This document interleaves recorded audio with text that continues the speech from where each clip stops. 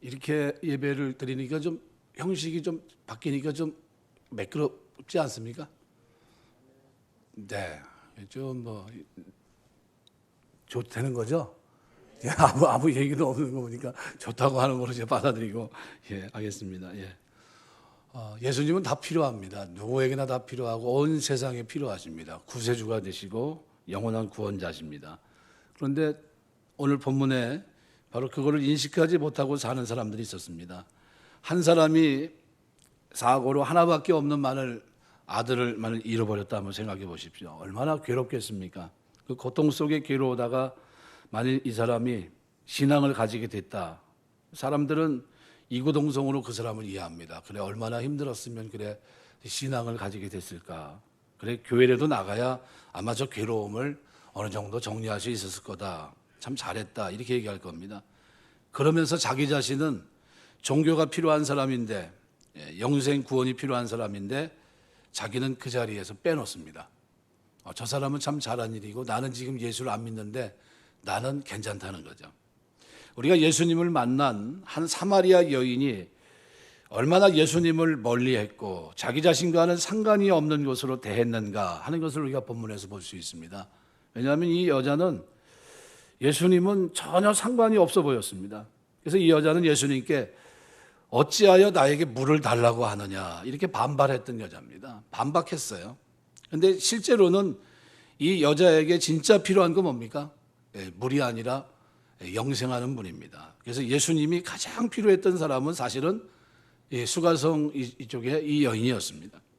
그리고 놀라운 일은 이미 오래전에 이 여자의 마음밭에 그리스도를 기다리는 믿음의 씨앗이 뿌려져 있었다는 사실입니다. 사실 놀라운 것은 우리에게 언제 이 믿음의 씨앗이 뿌려 있는지 우리는 알지 못합니다. 다만 하나님께서 이런저런 이유로 해서 우리가 그 복음을 받아들이게 하고 믿게 하고 지금은 구원받게 하고 성화의 삶을 살게 하시는 겁니다. 사람들은 자기에게 예수님이 필요하다는 사실을 완강하게 부인합니다. 이 복음이 자기와는 전혀 상관없는 것처럼 멀리하려고 합니다. 대부분의 사람들이 세상 사람들이 그래요. 그런데 그가 나중에 진실될 마음으로 복음을 받았을 때 놀라운 사실은 이미 오래전에 그의 마음속에는 복음의 씨가 뿌려져 있었다는 사실을 발견하게 됩니다. 이제 우리 금요 철야기도 때 야고보서가 딱 끝났어요. 야고보서를 다 끝나면서 마지막 그죠? 인사말을 해야 되는데 인사말은 안 하고 뭐 한다고 그랬습니까? 숙제를 해주고 있다. 그 숙제가 뭡니까?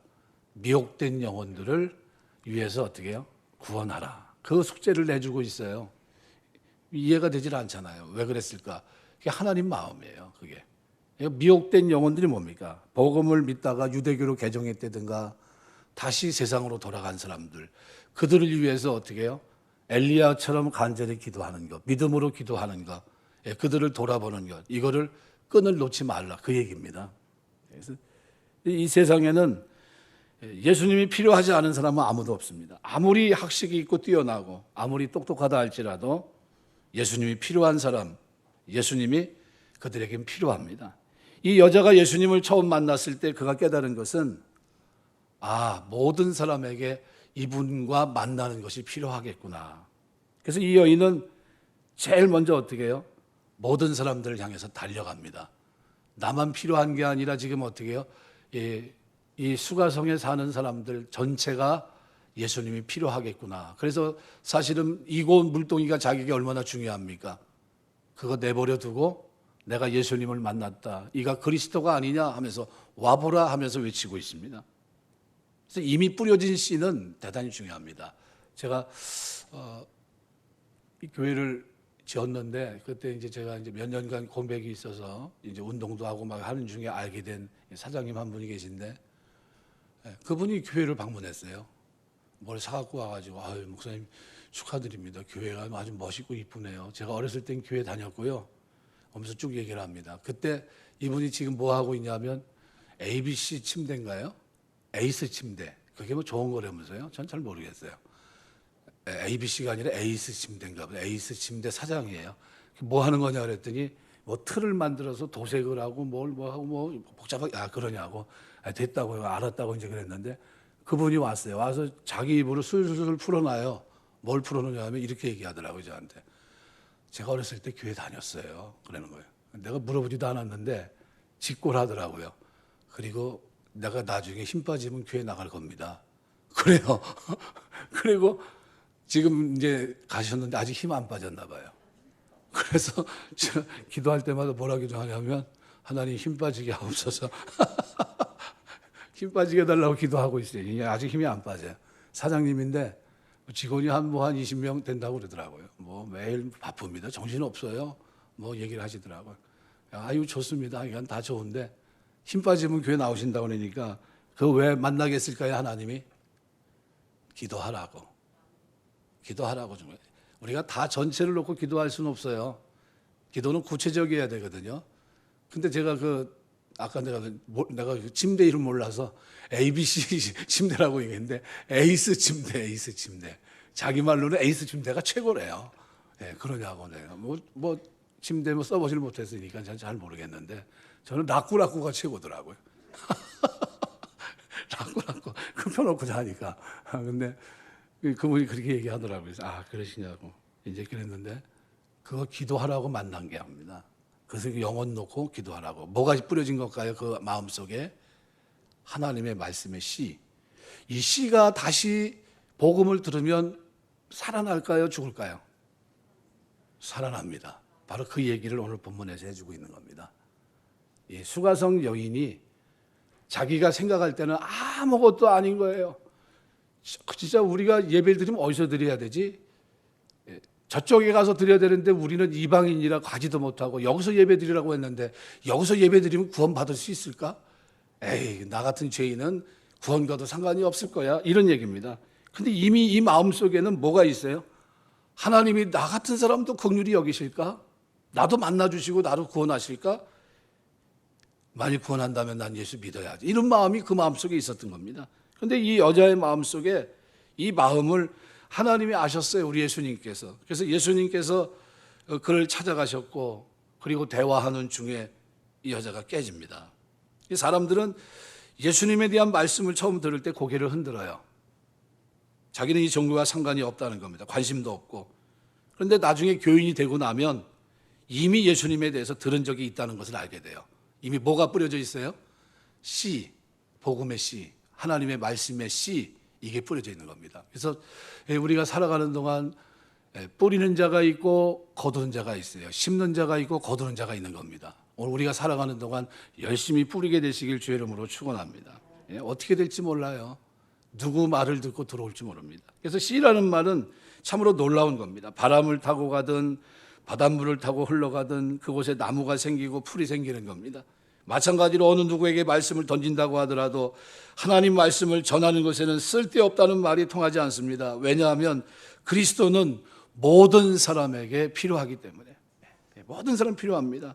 그리스도는 모든 사람에게 필요한 분입니다. 사마리아 사람들은 모세 오경밖에 모릅니다.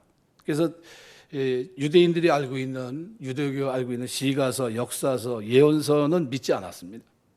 그래서 그들이 하나님에 대해 아는 지식은 아주 작은 것에 불과합니다. 왜? 모세 오경의 틀 속에 있었으니까. 그런데 이 여자는 그 모세 오경을 통해 메시아에 대해서 들은 것을 기억하고 있었습니다. 여자가 한 말은 신명기 18장의 예언입니다. 18장 18절에 보면 이렇게 말해요. 내가 그들의 형제 중에 너와 같은 선지자 하나를 그들을 위해 일으키고 내 말을 입에 두리니 내가 그에게 명하는 것을 그가 무리에게 다 고하리라.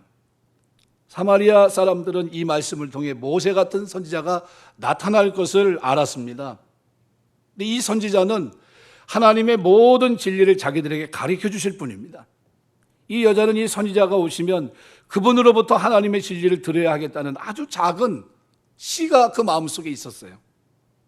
예수님께서 이 여인에게 뭐라고 말씀합니까? 오늘 26절에 보니까 예수께서 이르시되 내가 말하는 내가 그로라.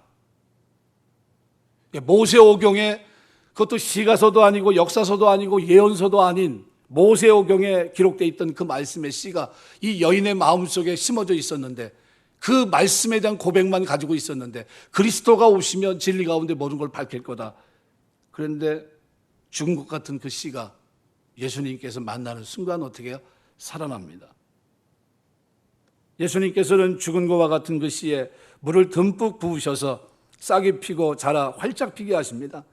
거의 없어 보이는 겨자씨 같은 그 작은 말씀의 씨에 불을 붙여서 예수님의 말씀을 뜨겁게 들을 수 있게 하십니다. 예수님이 우리에게 이렇게 찾아오시는 겁니다. 의미도 모르고 듣기만 한 말씀이 우리 안에 활동하지 못하고 죽어 있습니다. 예수님은 깊이 감춰진 그 말씀의 의미를 깨닫게 하시고 그 말씀이 살아서 우리 삶 속에서 움직이게 하십니다. 그 말씀으로 나를 지배하게 하십니다. 내 인격을 그 말씀 앞에 순종하게 하세요. 아무리 강팍한 사람이라 할지라도 그 단단한 껍질을 부수는 씨가 이미 그 마음밭에 심어져 있어요. 죽은 말씀의 씨를 예수님께서는 살려놓으십니다. 이 여자 속에는 이미 오래전에 말씀의 작은 부분이 들어가 있었고 그것이 확인되고 성취되는 순간 예수님에 대한 큰 확신이 이 사마리아 여인에게 임합니다. 사실 간단한 말씀이지만 얼마든지 사람의 마음을 뒤엎을 수 있다는 겁니다. 진실한 마음으로 말씀을 붙드는 자에게 예수님은 자기 자신을 나타내십니다. 말씀을 많이 들어야 예수님 만나는 게 아닙니다. 예수님을 만나지 못하는 것은 나를 내려놓지 않기 때문에, 거짓말 때문입니다. 자기 자신의 참된 모습을 어떻게 해서라도 보지 않으려고 하기 때문입니다. 오늘 27절에 보시면은 그렇게 말씀하고 있는 그때 제자들이 돌아옵니다. 예수께서 여자와 말씀하시는 것을 이상하게 여겼으나 무엇을 구하시나이까? 어찌하여 그와 말씀하시니까? 묻는 자가 없더라. 예수님이 제자들이 돌아와서 예수님이 여자와 대화하는 걸 보니까 끼어들 수가 없어요. 왜? 너무 진지하기 때문에. 첫 번째 이유는 사마리아 여인이기 때문에 끼고 싶지 않았고, 두 번째는 너무 진지했기 때문입니다. 이 여자는 예수님을 깊이 있는 믿음의 눈으로 바라보고 말씀을 듣고 있었습니다. 죽어있던 씨, 말씀의 씨가 살아나기 시작해요. 예수님은 이 여인 한 사람만 두고 진리를 말씀합니다. 목자는 사실 오랜 동안 이 잃은 양을 찾았습니다. 그 양과 드디어 목자가 만났어요. 아무도 끼어들 수가 없습니다. 예수님께서 얼마나 진지하게 말씀하셨는지, 이 여인이 얼마나 진지하게 듣고 있었는지 제자들이라 할지라도 그 대화에 낄 수 없을 정도로 아주 심취해 있어요. 푹 빠져 있습니다. 그럼 뭐 때문에 이런 사건을 여기에 기록해 놨을까요? 바로 믿음이라고 하는 것을 규명하기 위해서입니다. 믿음은 확신이에요. 말씀을 들으면 확신이 생기게 돼 있습니다. 이 확신이 여러분에게 있게 되시길 주의 이름으로 축원합니다. 이 여자가 예수님을 말씀을 듣고 나타낸 반응이 뭐냐 하면 자기 물동이를 물을 가득 채워 집으로 돌아간 게 아닙니다. 물동이 남들의 눈을 피해서 물동이에다 물을 채우려고 보지 않는 시각에 나왔어요.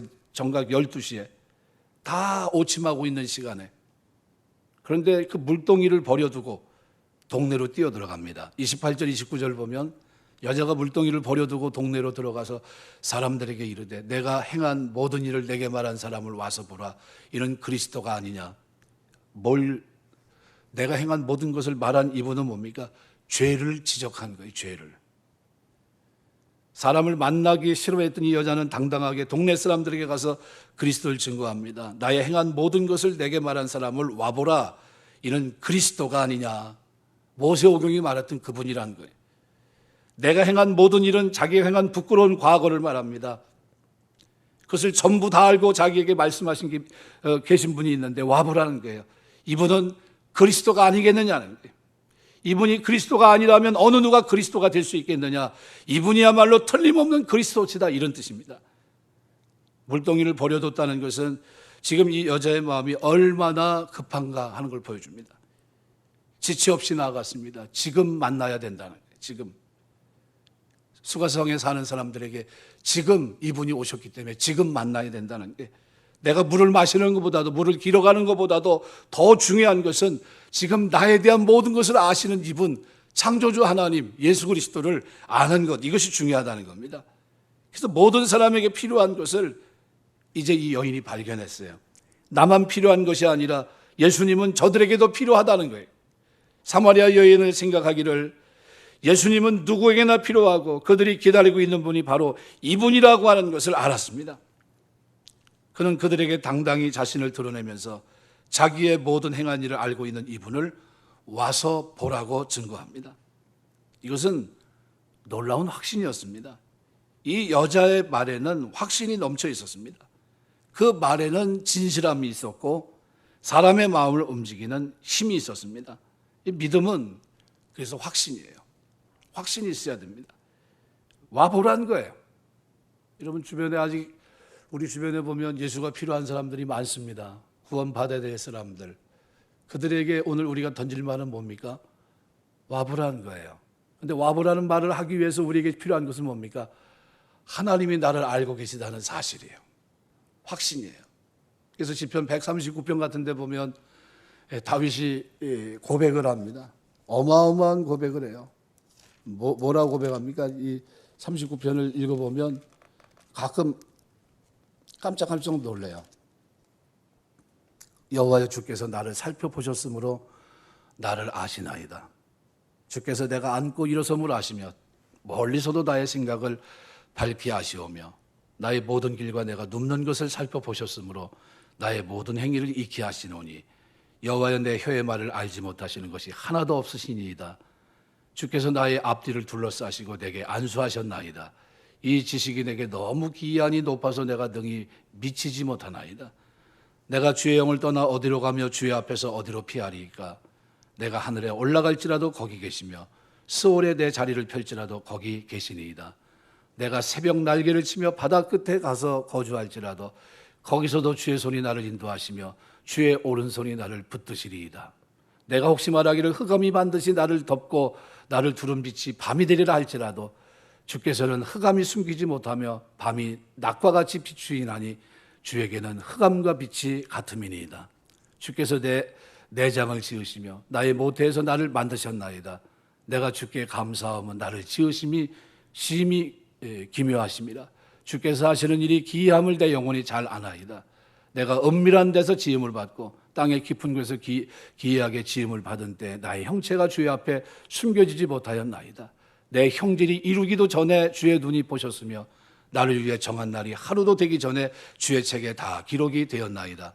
하나님이여 주의 생각이 내게 어찌 그리 보배로우신지요. 그 수가 어찌 그리 많은지요. 내가 세려 할지라도 그 수가 모래보다 많도소이다. 내가 깰 때도 여전히 주와 함께 있나이다. 하나님이여 주께서 반드시 악인을 죽이시리이다. 피 흘리기를 즐기는 자들은 나를 떠날지어다. 그들이 주를 대하여 악하게 말하며 주의 원수들이 주의 이름으로 헛되이 맹세하나이다. 여호와여 내가 주를 미워하는 자들을 미워하지 아니하오며 주를 치러 일어나는 자들을 미워하지 아니하나이다. 아니하니까 내가 그들을 심히 미워하니 그들은 나의 원수들이니이다. 하나님이여 나를 살피사 내 마음을 아시며 나를 시험하사 내 뜻을 아옵소서. 내게 무슨 악한 행위가 있나 보시고 나를 영원한 길로 인도하소서. 139편을 읽다 보면 하나님 손에 있다는 걸 알게 됩니다. 하나님이 하시는구나. 하나님이 만나주시고, 그러니까 하나님이 나와 늘 함께 하십니다. 이것이 그리스도인들의 확신이에요. 오시고자 했던 그분이 바로 그분이구나. 그럼 우리는 뭐라고 표현합니까?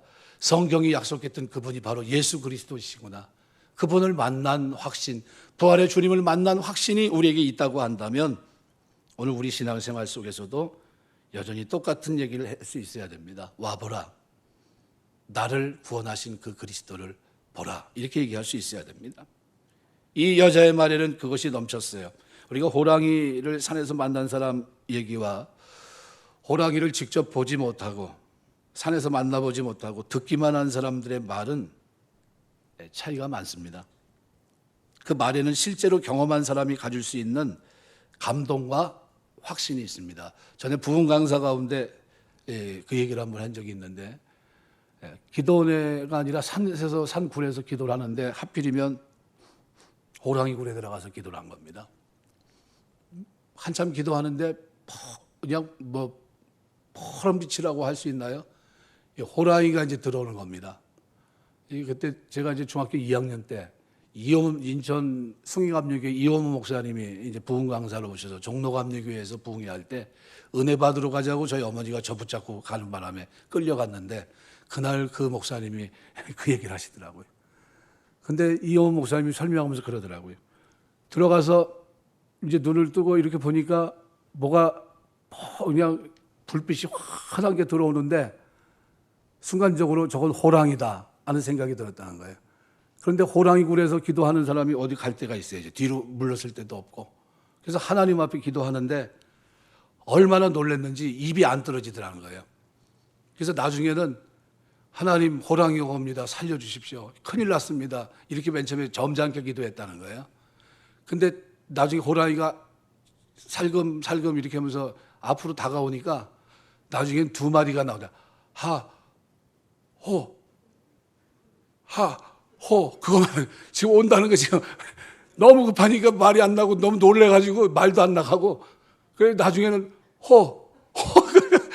호만 찾다가 나중에 봤는데 살아났다는 거예요. 그거를 얘기하세요. 우리가 그 경험 안 해본 사람은 감동이 없습니다. 아이, 호랑이 그렇게 만났구나 이렇게 얘기할 수 있어요. 신앙이란 게 바로 그런 겁니다. 그래서 신앙의 확신이라는 게 그런 겁니다. 그래서 예수님에 대해서 많이 들은 것을 의미하지 않습니다. 지금 예수님이 수가성녀님 만나서 뭐 모세오경이 어떻고 시가서가 어떻고 예언서가 어떻고 이 얘기 설명하고 있습니까? 여태까지 너 시가서 못 들었으니까 내가 오늘 시가서 설명해 줄게. 이 시가서는 이런 거야. 이런 거 얘기하지 않았거든요.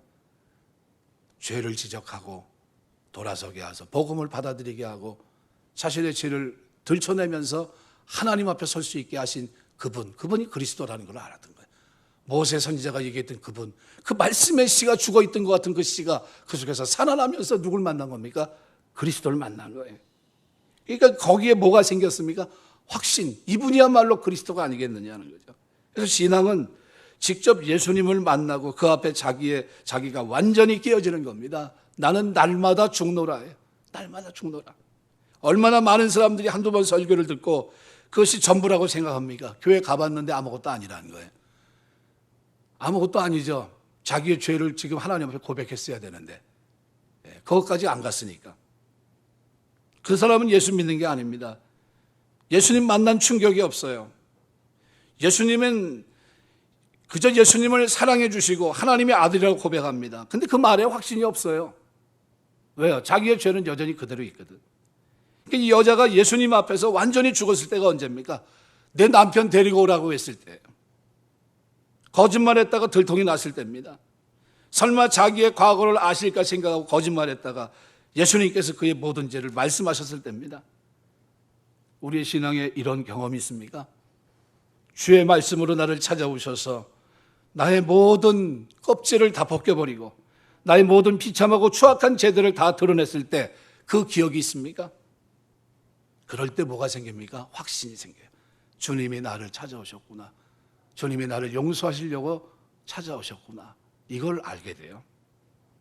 이런 사람은 자기 신앙에 대해서 횡설수설하지 않습니다. 구원에 대해서 횡설수설하지 않아요. 구원받음의 확신을 가지고 있습니다. 신앙은 부르심에서 시작합니다. 그러나 그것은 시작이에요. 이 여자도 말씀을 들었습니다. 알고 있었습니다. 그러나 예수님을 만났을 때 생수에 대한 귀한 말씀을 들었습니다. 그러나 이 여자는 아직 예수님 만난 게 아닙니다. 예수님께서 이 여자의 죄를 지적했을 때, 죄 문제가 해결됐을 때 이 여자는 이제 자기는 죽었다는 것을 알았어요. 그래, 나는 죽은 사람이나 마찬가지다. 나는 더 이상 방법이 없다. 오직 예수님 외에는 살 길이 없다는 것을 그가 깨달았던 거예요. 사랑하는 성도 여러분, 우리가 예수님에 대한 설교를 듣고 있는 것이 신앙의 전부라고 생각해서는 안 돼요. 이런 사람은 교회만 벗어나면 들은 것이 전혀 영향을 끼치지 못합니다. 하나님 경외하지 못해요. 사는 모습을 보면 불신자와 별로 다르지 않습니다. 그렇다면 그 사람은 아직도 예수님께 아니에요. 왜요? 확신이 없기 때문에. 예수님 믿는 게 아닙니다. 예수님을 만난 경험이 없어요. 자기의 죄가 해결되지 않았어요. 죄 때문에 괴로워서 하나님 앞에 기도해 본 적이 없어요. 이 사람은 호랑이를 그림책에서 본 거와 불과합니다. 이제 우리가 할 것은 주님께서 나에게 이 말씀하실 수 있는 기회를 드리는 겁니다. 그분이 말씀으로 나의 추악한 죄들을 지적할 때 말씀 앞에 경외하는 태도를 가지고 주님이 내 앞에 서 계시다는 사실을 믿어야 됩니다. 그래서 139편은 그런 의미에서 너무나도 귀중한 말씀이에요. 여호와여, 주께서 나를 살펴보셨으므로 나를 아시나이다.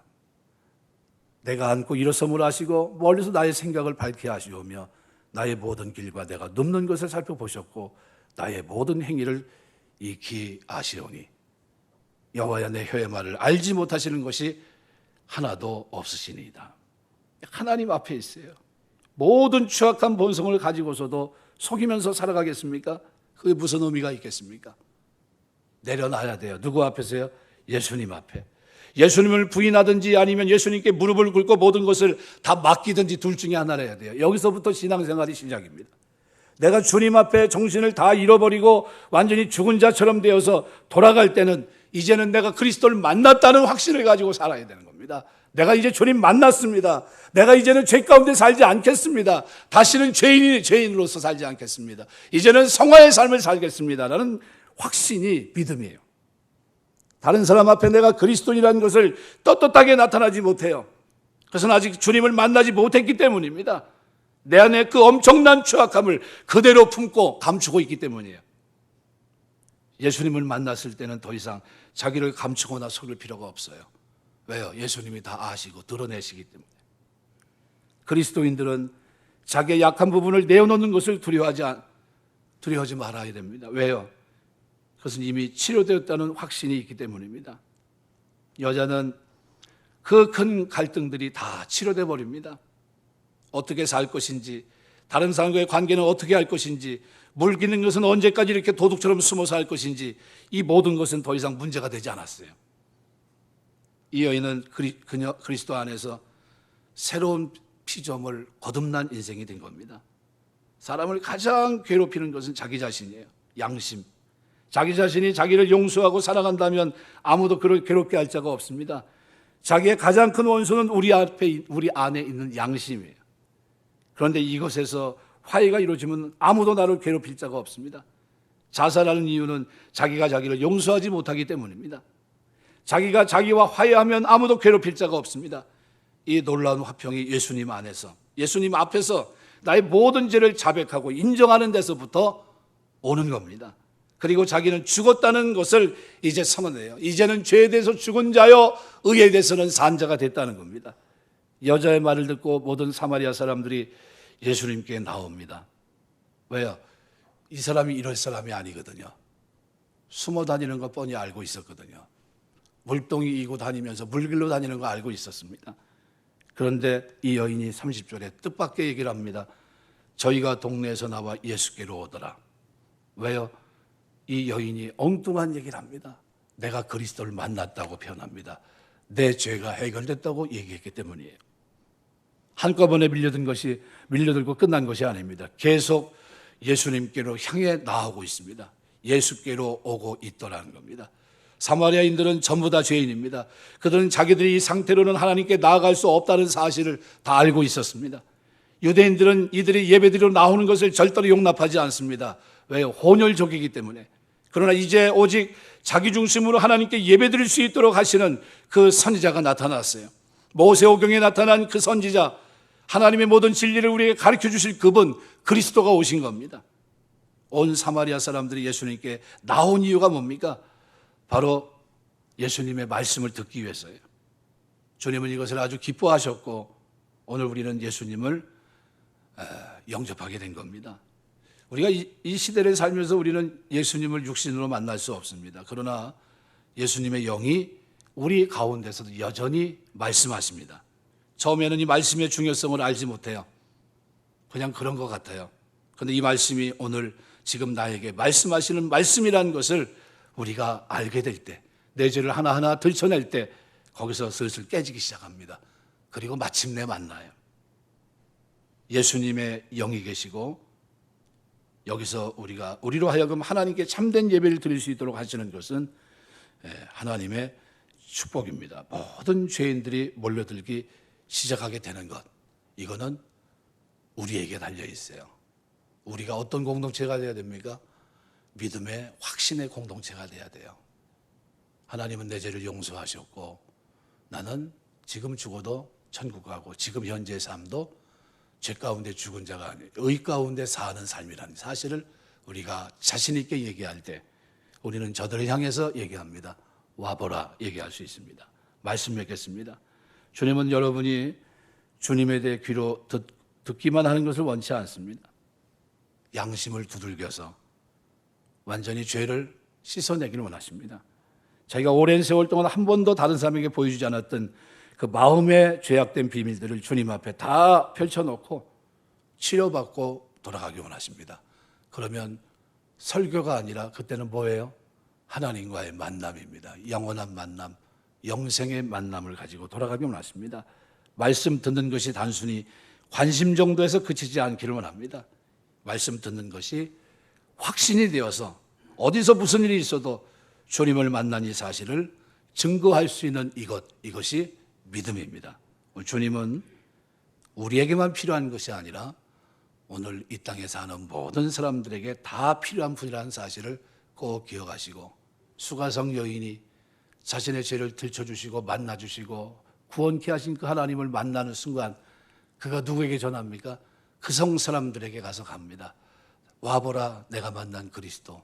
그가 그리스도가 아니냐? 구약이 얘기한 그가 아니냐? 주님은 자신이 바로 그라 하며 말씀하셨고, 그 확신 속에서 오늘 수가성에는 놀라운 구원의 역사가 일어났습니다.